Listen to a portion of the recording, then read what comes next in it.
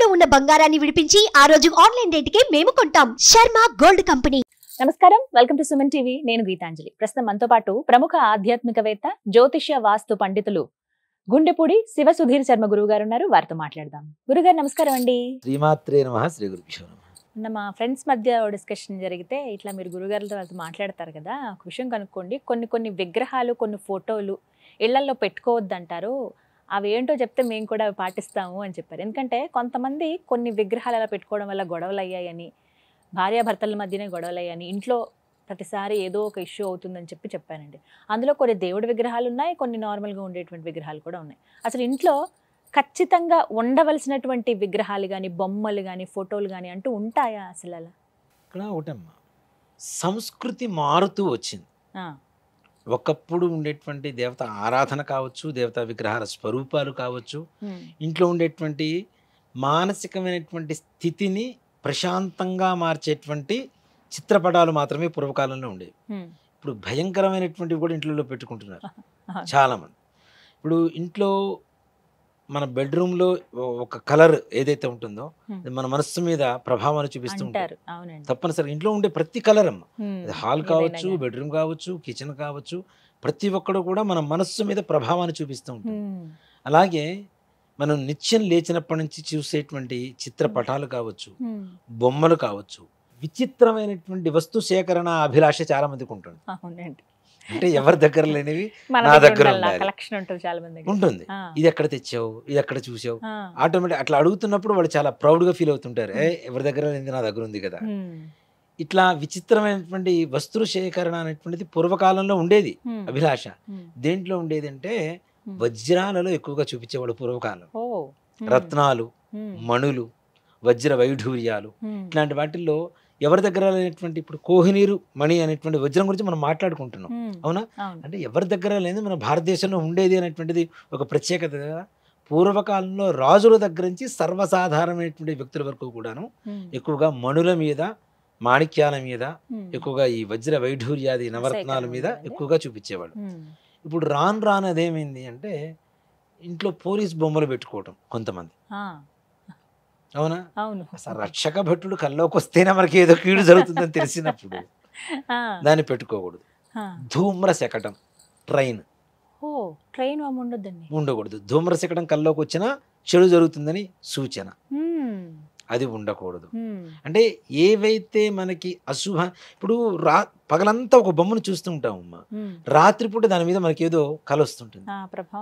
ఆ మరుసటి రోజున ఏమనిపిస్తుంది అంటే ఏ చిన్న కీడు జరిగినా, ఓహో మనం రాత్రంతా కళ్ళు ఇది కనపడింది కాబట్టి మనకి పొద్దున ఇది జరిగింది. అసలు పగలంతా చూడటం దేనికి, ఇంట్లో పెట్టుకొని రాత్రిపూట కల్లో పిల్లలు ఆడుతుంటారండి ట్రైన్ బొమ్మలు వాటితో. అవి అంటే అవి ఓకే, కొంతవరకు తీసి పక్కన పడేస్తాం కాబట్టి ఎక్కువ షో కేసులో పెడుతుంటారు కదమ్మా, వీటిలో షో కేసులు పెడుతుంటారు. అలాగే ఈ రాక్షసులు బొమ్మలు కూడా పెడుతుంటారు కొంతమంది, అది కూడా విచిత్రం.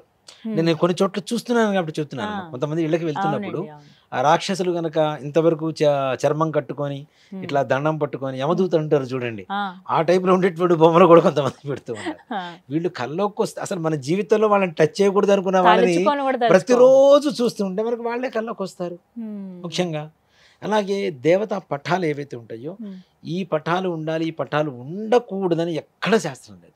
కానీ కొన్ని పటాలలో ఉండేటువంటి లక్షణాలు ఏవైతే ఉంటాయో, మనకి ముఖ్యంగా ఏంటి, లక్ష్మీదేవి నిలబడి ఉన్నటువంటి లక్ష్మీదేవి ఇంట్లో పెట్టుకోకూడదంట. పెట్టుకోకూడదు. తప్పనిసరిగా లక్ష్మీ స్థిరంగా ఉండాలని కదా, కూర్చొనే ఉండాలి కదా, మూగులు ఉండకూడదు కదా, చలనం ఉండకూడదు కదా, అమ్మవారికి చంచలంగా ఉండకూడదు కదా. అచంచలమైనటువంటి లక్ష్మినే మన ఇంట్లో కావాలి అనుకుంటాం. అందుకని తప్పనిసరిగా స్థిరమైనటువంటి లక్ష్మీదేవినే మనం పూజ చేయడం అనేది ఆనవాయితీగా వస్తుంది. మిగిలిన ఆంజనేయ స్వామి వారి విగ్రహాలు, సుబ్రహ్మణ్యేశ్వర స్వామి వారి విగ్రహాలు, ఇవన్నీ కూడాను మనకు శక్తికి మించి పెట్టుకోవడం అనేది మాత్రం కరెక్ట్ కాదు. అంతే కదా, శక్తి మించి పెట్టుకుంటుంటే వాడికి ధూపదీప నైవేద్యాలు పెట్టాలి. ఇలా మన చిన్న పిల్లవాడు ఉంటాడు, వాడికి ఇంత అన్నం పెడతాం సరిపోతుంది. నాలాంటి వాడు కూడా ఇంతే అన్నం పెడతానంటే ఇలా సరిపోతుంది. ఇంత విగ్రహానికి చేసేటువంటి పూజా విధానం వేరే ఉంటుంది. అప్పుడు ఇంత విగ్రహాలు పెట్టుకుంటే గర్భాలయానికి మన ఇంట్లో ఉండే దేవుడి గుడికి పెద్ద తేడా లేదు కదా, అవునా? కాబట్టి అంతంత పెద్ద పెద్ద విగ్రహాలు పెట్టుకోవడం. అలాగే ఆంజనేయ స్వామి వారి విగ్రహాన్ని కూడాను వీరాంజనేయ స్వామి వారి విగ్రహాలు పెడుతూ ఉంటారు. అలా పెట్టడం వల్ల ఎక్కువగా రౌద్రం ఇంట్లో ఇదవుతూ ఉంటుంది. అలాగే వీరాంజనేయులు అంటే రూపం ఎలా మనకి ఇట్లా పట్టుకొని ఇలా ఉంటాడు, నిలబడతారు లేదంటే ఇలా ఉంటే అభయాంజనేయ స్వామి, గద పట్టుకొని ఇలా ఉన్న అభయాంజనేయ స్వామి అవుతుంది. అలా కాకుండా ఇట్లా మన కొండ పట్టుకొని సంజీవిని పట్టుకొని ఇచ్చేస్తున్నట్టు కానివ్వండి, ఒక చేత్తో సంజీవిని పట్టుకొని ఒక చేతి ఇట్లా పట్టుకొని రెండు కాళ్ళు కొంచెం దూరంగా పెట్టేసి వీరత్వంగా నిలబడి ఉంటారు కదా, అది వీరాంజనేయ స్వామి వారి విగ్రహాలు అవుతాయి. ఎప్పుడూ కూడాను పిల్లలు మంచి తత్వం కలిగి ఉండాలంటే దాసాంజనేయ స్వామి వారి లాకెట్ పిల్లలు మెళ్ళో వేయండి తప్పనిసరిగా. అంటే దాసీగా అంటే ఏదో పనిచేస్తున్నాడని కాదు, ఎక్కడ ఎలా ఉండాలో ఆంజనేయ స్వామి వారికి తెలిసినంతగా ప్రపంచానికి ఎవరికీ తెలియదు, అంతే కదా. లంకకు పోతే అక్కడ తగలబెట్టొచ్చాడు, రాముడి దగ్గర ఎలా ఉండాలో అలా ఉంటాడు. ఆయన నవవ్యాకరణ వేత్త అంటాం. 9 వ్యాకరణాలు ఉన్నాయి మనకి. ఈ 9 వ్యాకరణాలు చదువుకున్నటువంటి దేవతల్లో మనకు తెలిసినటువంటి వాళ్ళు ముగ్గురే, దేవతలు కూడా కాదు, ముగ్గురు చదువుకున్నారు. ఇప్పుడు రావణాసురుడు, 2 బ్రహ్మ, 3 ఆంజనేయ స్వామి వారు. వీళ్ళ ముగ్గురే నవవ్యాకరణ వేత్తలు అని పిలుస్తాం.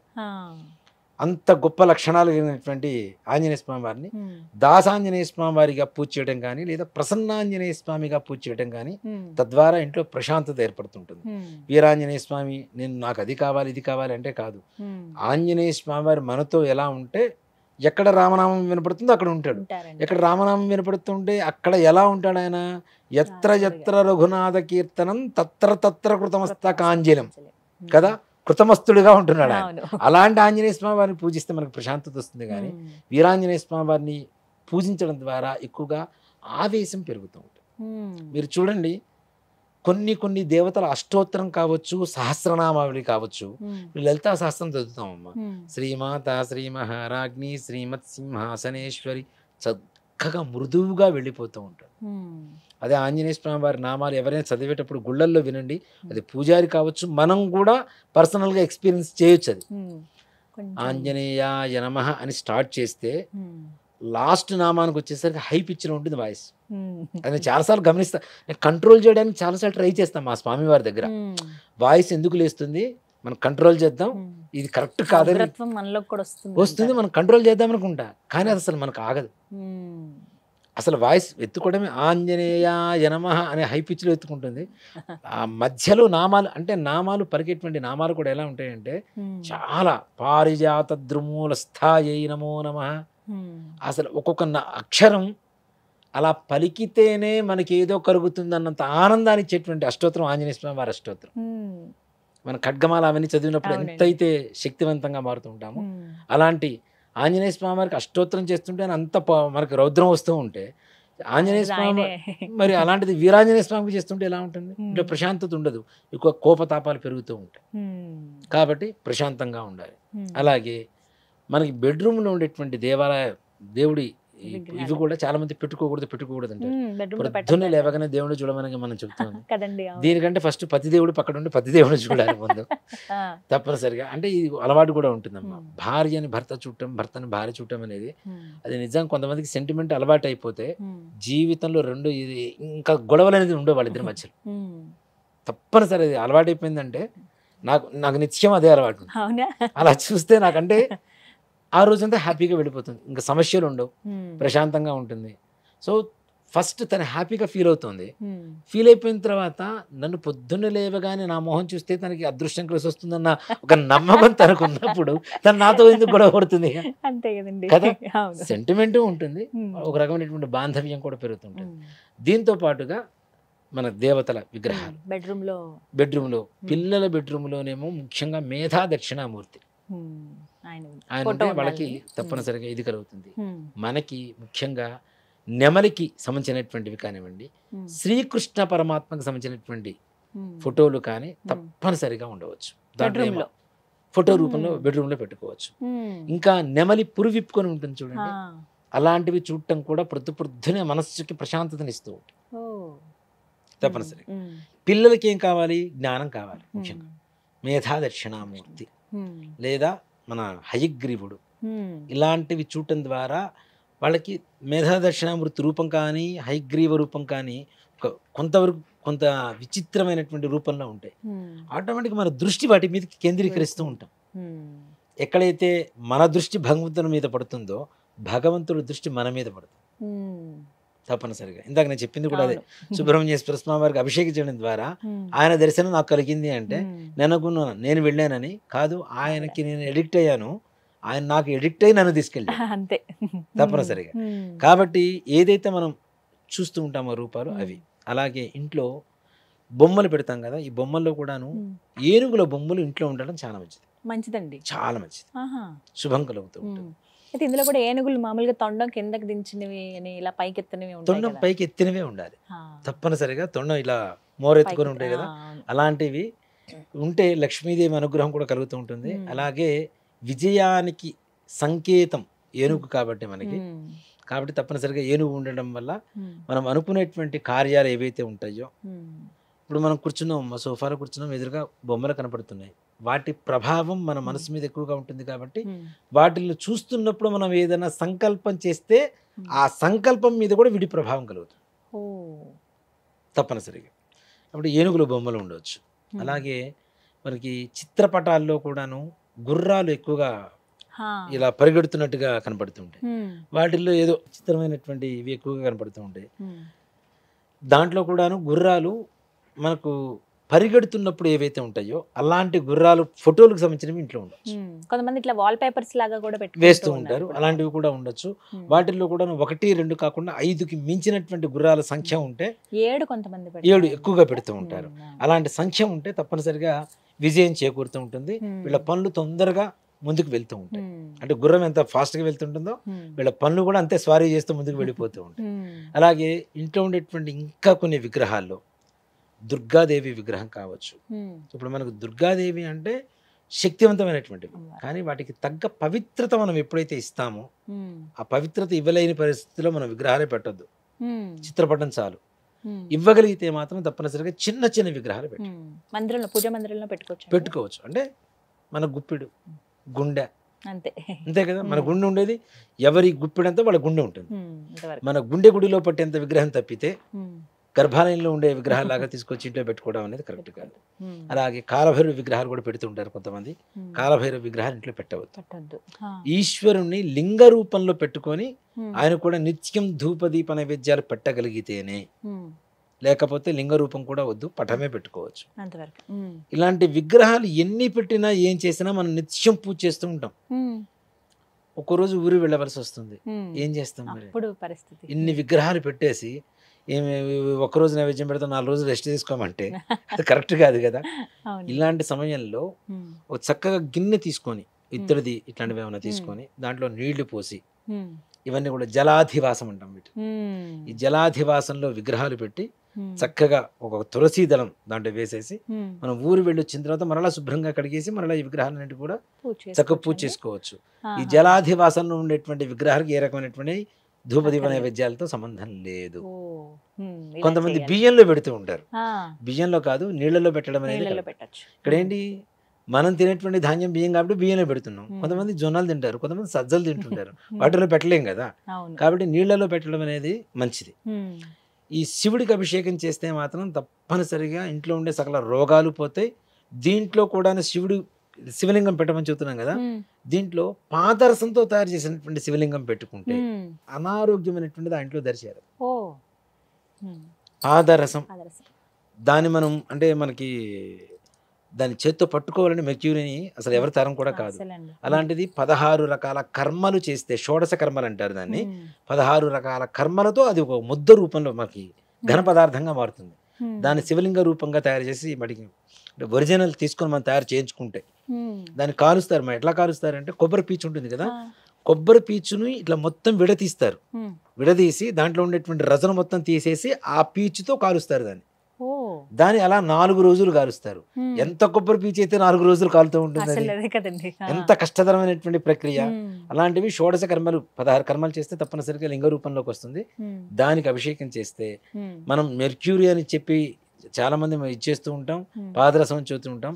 రుద్ర వీర్యం అని చెప్పి శాస్త్రం చెప్తూ ఉంది. రుద్రుడే కాబట్టి సాక్షాత్ ఆయనకు అభిషేకం చేయడం ద్వారా ఏ రకమైనటువంటి మృత్యు దోషాలు, రోగ భయాలు ఎక్కడ మనం దరిచేరు. ఇప్పుడు బయట అమ్ముతున్నటువంటివి కాదు, ఒరిజినల్ గా తయారు చేయించుకుంటే. ఎక్కడ దొరుకుతాయండి? మనం చేయించుకోవాలి. ఇవి పూజా స్టోర్స్ లో వాటిలో అమ్ముతున్నారు, నేను వాళ్ళు పొట్టగొట్టాలనుకోవట్లేదు కానీ, కాకపోతే అవి ఒరిజినల్ గా చేయించుకుంటే దాని వెయిట్ చాలా ఎక్కువ ఉంటుంది. కింద పడ్డ పగలదు. ఇక్కడ ఇప్పుడు మనకు షాపులో దొరికే ఏంటంటే ఒక్కసారి చేజారిందంటే పగిలిపోతుంది. అది ఒక్కసారి అంత లిక్విడ్గా ఉండేటువంటిది ఒక్కసారి ఘన పదార్థంగా మారిందంటే పగిలే ఛాన్స్ లేదు దానికి, అంత గట్టిగా ఉంటుంది.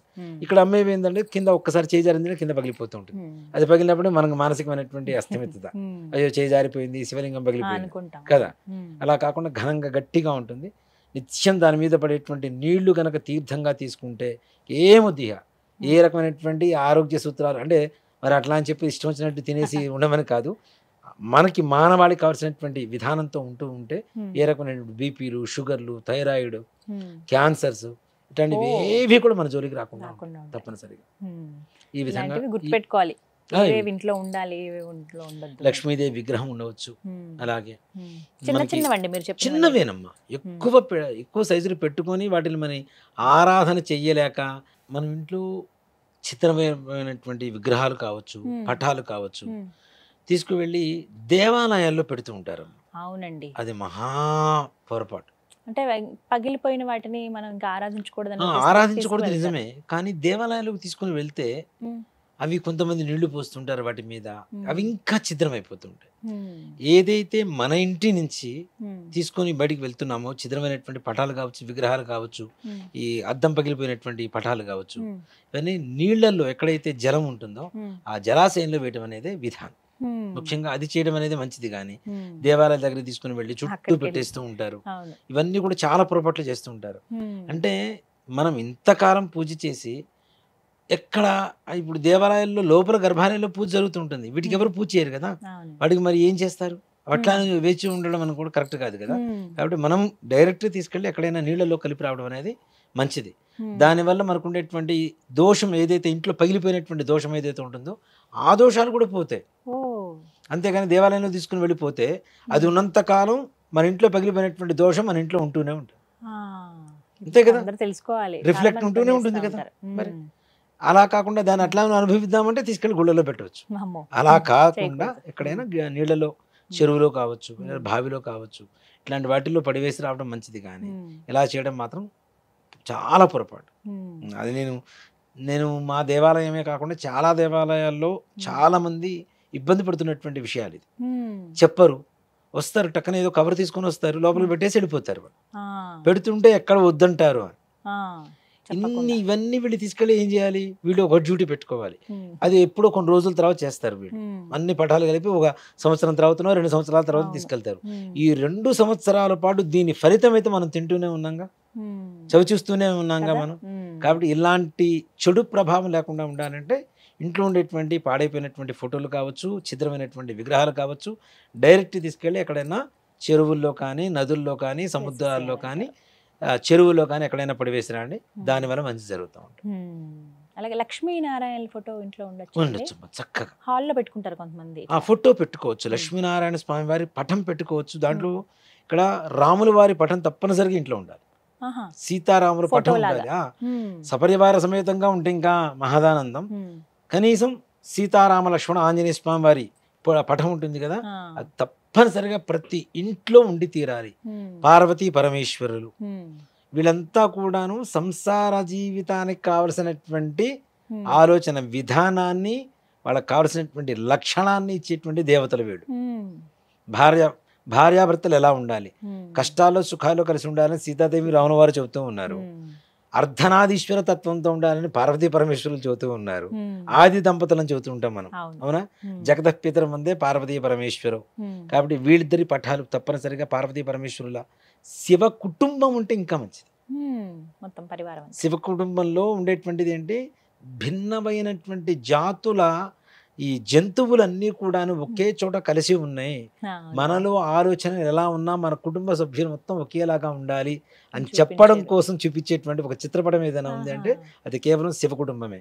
నెమలి, ఎలుక, పులి, ఎద్దు, 4 విభిన్నమైనటువంటి జంతువులు, అవునా? ఎద్దుని పులిని తినేస్తుంది, కానీ మరి 2 ఒకే చోట ఉంటాయి. అంటే స్వభావాలు వేరుగా ఉన్నా మనం అందరం కలిసి ఉండాలని చెప్పడం కూడా ఈ శివ కుటుంబానికి ఉండేటువంటి లక్షణం. అలాగే ముఖ్యంగా భగవద్గీతకు సంబంధించినటువంటి శ్లోకాలు కానివ్వండి, లేదా గీత చెప్తున్నటువంటి శ్రీకృష్ణుడు ఉంటాడు కదా, Hmm. శ్రీకృష్ణార్జులు గీతా సారాంశం చెప్పి ఎక్కువగా మనకు పటాలు దొరుకుతుంటాయి. అలాంటిది కూడా తప్పనిసరిగా పిల్లల బెడ్రూమ్లో పెట్టవచ్చు. ఒకటి విన్నానండి, విశ్వరూపం ఉంటుంది కదా, అవును. అదంటే అప్పుడు అర్జునుడికి ఎలా అయితే చూపిస్తారో ఆయన ఆ ఫోటో ఉండొద్దు అని అంటారు. అంటే విశ్వరూపం అంటే సకల దేవతా సమ్మేళనం. ఆ, అవునా? ఆ. ప్రపంచంలో ఏముందో మొత్తం దాంట్లో ఉంది. అవును. అంత దాన్ని మనం తట్టుకునేటువంటి శక్తి మన దగ్గర ఉండాలి కదా. Hmm. ఇప్పుడు చిన్న ఫోటో పెడతాం విశ్వరూపం, దాంట్లో క్లారిటీ మనకు తెలియదు. Hmm. పెడితే పెద్ద ఫోటో పెట్టాలి. అంత పెద్ద ఫోటో పెట్టి దాన్ని ఆరాధించలేక Hmm. మనం ఏదో షోకేస్ కోసం ఆ, ఏదో ఫోటో just పెడుతున్నాము decorative అంటే piece లాగా పెడుతూ అది ఉంటారు అస్సలు తప్పమ్మ. అలా పెట్టకూడదు. Hmm. ఇంకోటి కూడా పంచముఖ ఆంజనేయ స్వామి వారి పటాన్ని కూడా మనం హాల్లో పెట్టుకోకూడదు. పెట్టుకోవద్దు. అస్సలు బెడ్రూమ్స్లో కానీ హాల్లో కానీ పెట్టవద్దు అని చెప్తాను. Hmm. పంచముఖ హనుమాన్ చాలా రౌద్రంగా ఉంటుంది. Hmm. దాని వల్ల కూడా చాలామంది కొన్ని దెబ్బలు తిన్నటువంటి వాడు కొంతమంది ఉన్నారు. నా దగ్గర వచ్చి చాలా మంది చెప్తూ ఉంటారు. Hmm. ఆంజనేయ స్వామి వారిని పెట్టుకోవచ్చు. అసలు రాముల వారితో ఉండేటువంటి ఆంజనేయ స్వామి వారు అంటే Yes, రాముల వారి జీవితం చేస్తూ ఉంటాడు కాబట్టి ఏ బాధ లేదు, Ah. సపరివార సమేతంగా. Hmm. కాబట్టి పంచముఖ ఆంజనేయ స్వామి వారి పటాలు కూడా ఇంట్లో పెట్టుకోవడం అనేది అంత శ్రేయస్కరం అయితే కాదు. ఈ మధ్య కాలంలో నేను ఎక్కువ గమనించానండి, శ్రీనివాస కళ్యాణం. అసలు మొత్తం పరివారం అంతా ఉంటుంది, దేవతలంతా ఉంటారు. కొంతమంది అయితే గోడలకి అలా చెక్కించేసుకుంటున్నారు. అవును, కొంతమంది అయితే పెద్ద పెద్ద ఫోటో ఫ్రేములు చేయించుకుంటున్నారు. దానికి ఇంకా తాంజోర్ పెయింటింగ్స్తో చేయించుకుంటున్నారు, బంగారం పూతతోటి ఫొటోస్ లాగా కానీ ప్రతి ఒక్కరు పెట్టుకుంటున్నారు. అడిగితే ఇది ఇంట్లో ఉంటే చాలా మంచిదట, ప్రతి ఒక్కరు విధిగా పెట్టుకోవాలి, శ్రీనివాస కళ్యాణం అంటారు. నిజమా అండి ఇది? ఇక్కడ ఒక మాట చెప్తానమ్మా, ఎన్ని దేవతల పటాలు ఎంత గొప్పగా ఎక్కువ ఖర్చు పెట్టి అలంకరించుకొని పెట్టుకున్నా ఇంట్లో ముందు మన పవిత్రత, శరీర పవిత్రత ఈ రెండు తప్పనిసరిగా ఉండాలి. నేను చెప్పొచ్చేది ఏంటంటే, ఏదైనా చాలా మంది కూడా సింహద్వారాల మీద ఫోటోలు అవి పెడుతూ ఉంటారు. అవునండి. నిజంగా మా గురుగారు దానికి పూర్తి వ్యతిరేకమైన. హా. సింహద్వారం మీద పైన దేవుడి ఫోటోలు పెట్టొద్దు, వినాయకుడిది కానీ లేకపోతే ఆంజనేయ స్వామిది ఎక్కువ పెడుతూ ఉంటారు. లోపలికి వచ్చేటప్పుడు లోపల కానీ బయట కానీ పెట్టొద్దు అంటారు. ఆ. నిజంగా దానికి ఒక మంచి సమాధానం కూడా చెప్పారు నాతో Hmm. మా గురువు గారు. ఇప్పుడు నువ్వు ఉన్నావు, Hmm. నువ్వు ఉన్నావురా, నేను నీ దగ్గర ఏది అంటిస్తే నువ్వు నాకు అది ఇస్తావు, Hmm. అంతే కదా Hmm. అని అన్నారు. అవును గురుగారు అని అన్నారు. మన దగ్గర పాజిటివ్ ఉందా? లేదు, నెగిటివ్ ఉంటుంది. ఆడవాళ్ళు అనేక రకాలైనటువంటి సందర్భాలు వాటి కింద నుంచి తిరగటం, బయటికి లోపలికి తిరగడం జరుగుతూ ఉంటుంది. Hmm. వీళ్ళ శరీరంలో మనసులో ఉండేటువంటి నెగిటివ్ విగ్రహాలకు వెళ్ళిపోతూ ఉంటే, పటాలకు వెళ్ళిపోతూ ఉంటే, పటాలకు ఉండేటువంటి ఆకర్షణ శక్తి ఎక్కువగా ఉంటుంది కదా, Hmm. వెళ్ళిపోతూ ఉంటే నువ్వు బయటికి వెళ్ళేటప్పుడు దేవుడికి అదే దేవుడికి దండం పెట్టుకొని వెళ్తావు. Hmm. ఆ పట్టంలో ఉన్న నెగిటివ్ వస్తుంది కానీ నీకు పాజిటివ్ ఎలా వస్తుంది రా అంటాడు ఆయన. Ah. నువ్వు నెగిటివ్ ఇచ్చావు పటానికి, మళ్ళీ నువ్వు దండం పెట్టుకుని వెళ్ళేటప్పుడు అదే వస్తుంది కానీ నీ దగ్గర పాజిటివ్ ఎక్కడ వస్తుంది నీకు? కాబట్టి దేవుడి పటం ఏదైతే ఉందో సింహద్వారం పైన ఎక్కడ పెట్టవద్దు, ఏ ద్వారం పైన పెట్టవద్దు అంటారు చెప్తారు. పక్కకి పెట్టుకోమంటారు. పక్కకు పెట్టుకొని చక్కగా నమస్కరించుకొని పోవచ్చు. అలాగే పెద్దల ఫోటోలు, చనిపోయినటువంటి వాళ్ళ ఫోటోలు కూడాను వాకిలికి ఎదురుగా పెట్టవద్దు. అది కూడాను తప్పనిసరిగా కొంతమంది పూజా మందిరంలో పెడుతూ ఉంటారమ్మా. పూజా మందిరం అంటే ఓకే, భక్తి భావన మంచిదే కాదని చెప్పను, కానీ మానవులు దేవతలు అనేది ఒక తేడా ఉంది. కాబట్టి దేవతని దేవతలాగా చూడాలి. మానవుల్ని ఇప్పుడు బ్రతుకున్నప్పుడు మాత్రం తల్లిదండ్రులకు అన్నం పెట్టడు, చనిపోయిన తర్వాత మాత్రం తీసుకెళ్ళి పెద్ద లైట్లు పెట్టేసి దానికి దండ వేసి రోజు అగరబత్తిలు వెలిగించి దండం పెడుతూ ఉంటాడు. బ్రతుకున్నప్పుడు అన్నం పెడితే చనిపోయిన తర్వాత ఫోటో కూడా అక్కర్లా, ఈ మనసులోనే ఉంటారు కదా. కాబట్టి అట్లాంటివి ఈ మానవుల ఫోటోలు దేవతా స్థానాల్లో పెట్టడం కూడా తగదు. అలాగే చనిపోయినటువంటి వాళ్ళ ఫోటోలు ఇంటికి ఎదురుగా, ద్వారానికి ఎదురుగా ఎక్కడా పెట్టకూడదు, ద్వారాల పైన కూడా పెట్టకూడదు తప్పనిసరిగా. ఇప్పుడు మన సింహద్వారానికి ఎదురుగా ఇంకొక డోర్ ఉంటుందమ్మా, దాని మీద పెడుతుంటారు కొంతమంది, అలా కూడా వాటి మీద కూడా పెట్టకూడదు. వాళ్ళకు ఒక స్థానం అనేటువంటిది దక్షిణ దిశ ఏదైతే ఉంటుందో ఆ దక్షిణ దిశలో మాత్రమే చనిపోయినటువంటి వారి పటాలు పెట్టాలి. యమస్థానం అంటుంది దాని మీద. కాబట్టి అక్కడ మాత్రమే వాళ్ళ పటాలు పెట్టాలి. అలాగే నిజంగా కొంతమంది కుబేరుడు ఫోటోలు పెడుతుంటారు, కుబేరుడు విగ్రహాలు పెడుతుంటారు కదా, పెడతారండి చాలా మంది అమ్మ. ఇప్పుడు కొత్తగా చైనా సిస్టమ్ ఒకటి వచ్చింది కదా, బుద్ధ, లాఫింగ్ బుద్ధ. అది మళ్ళీ మనం కొనుక్కోకూడదు, ఇంకోళ్ళు ఎవరో కొని ఇవ్వాలి, గిఫ్ట్ ఇస్తే గిఫ్ట్ ఇస్తేనే మంచిది. తీసుకోవాలి, అవును. అట్లయితేనే డబ్బులు వస్తుంది. ఇంటి నుంచి ఇట్లా బయట ఇలా గుమ్మల నుంచి లోపలికి వచ్చేలాగా ఇటు పెడుతూ ఉంటారు కొంతమంది. కొంతమంది అంటే లోపలికి వస్తున్నట్టుగా వస్తున్నట్లు పెడతారు. వస్తున్నట్టుగా. అంటే ఇక్కడ లక్ష్మీదేవి పటం కావచ్చు, లేదంటే పార్వతీ పరమేశ్వరుల పటం కావచ్చు, రాముల వారి పటం కావచ్చు, ఇవన్నీ కూడాను దక్షిణం గోడకి ఉత్తర దిశగా తిప్పి పెట్టాలి. అటు ఓకే. ఇవన్నీ కుబేర స్థానాలే, లక్ష్మీ నివాస స్థానాలే కాబట్టి ఆ విధంగా తిప్పి పెట్టడం. కొంతమంది కాళీ పాదాలని చెప్పి పెడుతున్నారు. అవునండి, అవును, పైన ఇంటి పైన పైన పెడుతుంటారు. పెడుతూ ఉంటారు. కాళీ పాదాలు అంటారు. మరి కాళీకి అది ఫోటో ఇంట్లో పెట్టుకుని పూజ చేయగానే కాళీ పాదాలు మాత్రం పైన ఉండాలంటారు. దానివల్ల ఏంటంటే నరఘోష పోతుందిట. నేను అసలు ఏ దేవత పటం కింద నుంచి కూడా నడవవద్దు. నడిస్తే దానివల్ల మనం ఇచ్చేటువంటి చెడే మనలో మనకి తిరిగి వస్తుంది, రిఫ్లెక్ట్ అవుతుంది, కానీ ఏ రకమైనటువంటి దానివల్ల ప్రయోజనం ఉండదు. కాబట్టి అలాంటివి కూడా కాళీ పదాలు కావచ్చు, దృష్టి గణపతి ఫోటోలు కావచ్చు, ఇవన్నీ కూడాను ఎక్కడ ద్వారాల మీద పెట్టొద్దనే చూద్దాం. దృష్టి గణపతి తర్వాత వచ్చినాయి. అవునండి, అవును. ఇవన్నీ కూడాను తర్వాత వచ్చినటువంటి ఒక కొత్త సిస్టమ్స్ అనమాట. అంటే అదేదో మార్కెటింగ్ దీనిలాగా వెళ్ళిపోతుంది, వ్యాపారంలాగా వెళ్ళిపోతుంది, కానీ మన సిద్ధాంతాన్ని, మన శాస్త్రాన్ని అన్ని కూడా తప్పించేసేస్తున్నాం. పార్వతీ పరమేశ్వరులు, సీతారాములు తప్పనిసరిగా ఇంట్లో ఉండాలి. ఉంటేనే మానసికమైనటువంటి ప్రశాంతత ఉంటుంది. ఇంట్లో కళ్యాణం జరగడానికి ఏ రకమైనటువంటి ఆటంకాలు లేకుండా ఉంటాయి.